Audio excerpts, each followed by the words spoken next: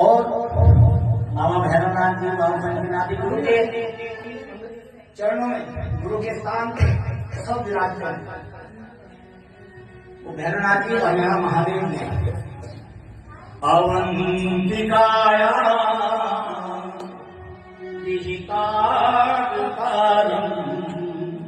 मुक्ति प्रदान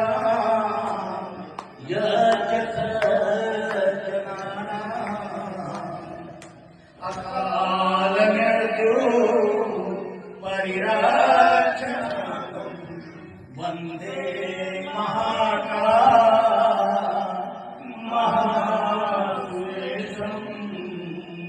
वंदे महाकालेशं।